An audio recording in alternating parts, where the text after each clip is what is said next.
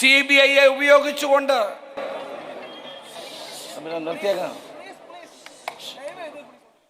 യോഗ അവസാനിപ്പിക്കുന്നു.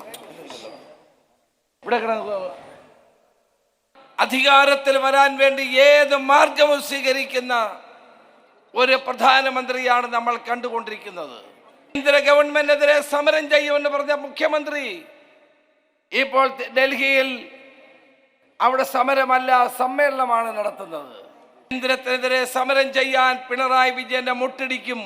നമ്മുടെ രാജ്യത്ത് വർഗീയതയുടെ പേരിൽ ജനങ്ങളെ ഭിന്നിപ്പിക്കാൻ ശ്രമിക്കുന്ന നരേന്ദ്രമോദിയുടെ നയങ്ങൾക്കെതിരായിട്ടുള്ള അതിശക്തമായ പോരാട്ടമാണ് ഇന്നിവിടെ നടക്കേണ്ടതായിട്ടുള്ളത്. നരേന്ദ്രമോദി തന്നെ തൃശ്ശൂരിൽ 2 തവണ വന്നു.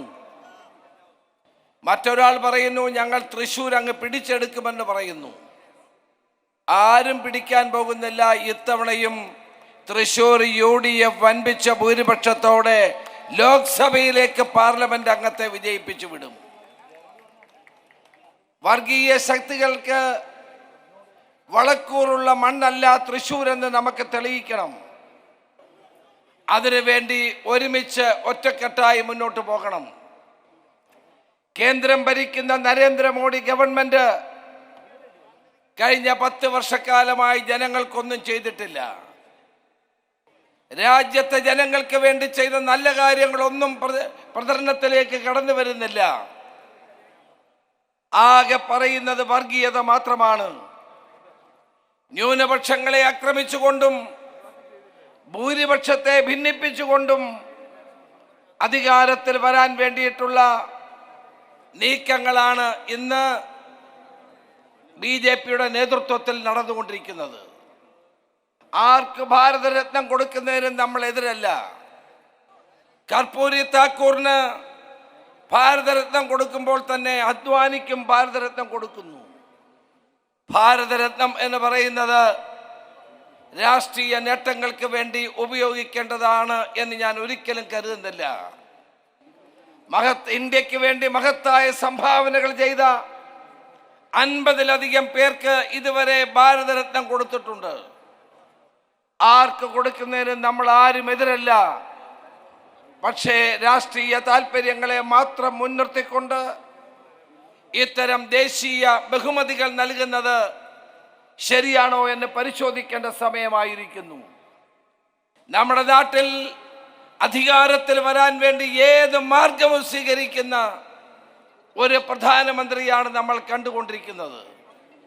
CBI ഉപയോഗിച്ചുകൊണ്ട്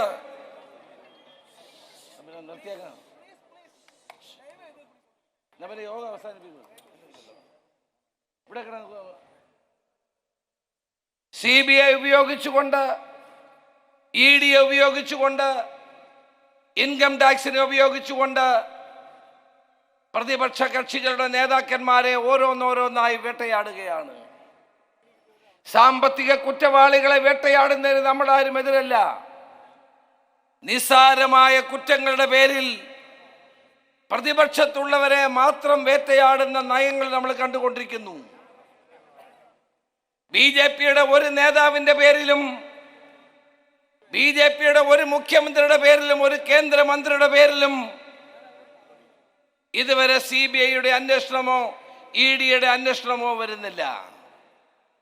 കാരണം ഈ ഏജൻസികളെല്ലാം രാഷ്ട്രീയ താല്പര്യങ്ങൾക്ക് വേണ്ടി ഉപയോഗിക്കപ്പെടുന്നു എന്നുള്ളതാണ് നമ്മൾ കണ്ടുകൊണ്ടിരിക്കുന്നത്. കേരളത്തിൽ നടന്ന അഴിമതികളെ സംബന്ധിച്ച്, സ്വർണ്ണക്കള്ളക്കടത്ത് പോലുള്ള അഴിമതികളെ പറ്റി പ്രധാനമന്ത്രി ഈ കേരളത്തിന്റെ മണ്ണിൽ വന്ന് സംസാരിച്ചു. എന്തുകൊണ്ട് സ്വർണ്ണക്കള്ളക്കടത്തുമായി ബന്ധപ്പെട്ട അഴിമതി തെളിയിക്കാൻ കേന്ദ്ര ഏജൻസികൾ മുന്നോട്ട് വന്നില്ല? അവിടെയാണ് CPMഉം BJPയും തമ്മിലുള്ള അന്തർധാര വളരെ വ്യക്തമാകുന്നത്. അഴിമതിക്കാർക്ക് കുടപിടിക്കുന്ന കേരളത്തിന്റെ മുഖ്യമന്ത്രി പ്രധാനമന്ത്രിക്ക് ഏറ്റവും പ്രിയപ്പെട്ടവനായി മാറുന്നത് നമ്മൾ കേരളത്തിൽ കണ്ടവരാണ്. കോൺഗ്രസിനെ ഇല്ലാതാക്കുക എന്ന ലക്ഷ്യത്തോടെ CPMഉം BJPയും തമ്മിലുള്ള കള്ളക്കളി കേരളത്തിന്റെ മണ്ണിൽ അരങ്ങേറിയത് എന്ന് നമ്മൾ കണ്ടുകൊണ്ടിരിക്കുന്നു. കേന്ദ്ര ഗവൺമെന്റിനെതിരെ സമരം ചെയ്യുമെന്ന് പറഞ്ഞ മുഖ്യമന്ത്രി ഇപ്പോൾ ഡൽഹിയിൽ അവിടെ സമരമല്ല, സമ്മേളനമാണ് നടത്തുന്നത്. സായിപ്പിനെ കാണുമ്പോൾ കവാത്ത് മറക്കുന്നു എന്ന് പറഞ്ഞ പോലെ കേന്ദ്രത്തിനെതിരെ സമരം ചെയ്യാൻ പിണറായി വിജയന്റെ മുട്ടിടിക്കും. അതുകൊണ്ടാണ് സമ്മേളനമാക്കി അത് മാറ്റിയത്. സമരത്തിന് തയ്യാറല്ല എന്നുള്ള പ്രഖ്യാപനം നടത്തി പൊതുയോഗത്തിലേക്ക് മാറ്റിയത് അതുകൊണ്ടാണ്. ഇതിനെതിരെയുള്ള പോരാട്ടവുമായി നമ്മൾ മുന്നോട്ട് പോകണം. കേരളത്തിലെ എല്ലാ ബൂത്ത് കോൺഗ്രസ് കമ്മിറ്റിയുടെ പ്രസിഡന്റുമാരും നേതാക്കളും ഇനിയും ഒറ്റ ലക്ഷ്യത്തോടു കൂടി പ്രവർത്തിക്കണം. വോട്ടർ പട്ടികയിൽ ആളിനെ ചേർക്കേണ്ട സമയമാണ്. വോട്ടർ പട്ടികയിൽ ആളിനെ ചേർക്കണം, നീക്കേണ്ടവരെ നീക്കണം. അങ്ങനെ സംശുദ്ധമായ ഒരു വോട്ടർ പട്ടിക ഉണ്ടാക്കാൻ മുൻകൈ എടുക്കണം. ബൂത്ത് തലത്തിൽ കോൺഗ്രസ് പാർട്ടിയെ ശക്തിപ്പെടുത്തണം. ബൂത്ത് തലങ്ങളിലുള്ള പ്രവർത്തനങ്ങൾ ശാക്തീകരിച്ചുകൊണ്ട് വീടാന്തരം കയറിയുള്ള പ്രവർത്തനങ്ങൾക്ക് നേതൃത്വം കൊടുക്കണം. കഴിഞ്ഞ തവണ 20-ൽ 19 സീറ്റ് ലഭിച്ചെങ്കിൽ ഇത്തവണ 20-ൽ 20 സീറ്റും ജയിക്കത്തക്ക നിലയിലുള്ള പ്രവർത്തന പരിപാടികൾക്ക് നേതൃത്വം കൊടുക്കണമെന്ന് മാത്രം അഭ്യർത്ഥിച്ചുകൊണ്ട് എല്ലാവർക്കും അഭിവാദ്യങ്ങൾ നേർന്നുകൊണ്ട് എൻ്റെ വാക്ക് നിർത്തുന്നു. നമസ്കാരം. ജയ് ഹിന്ദ്.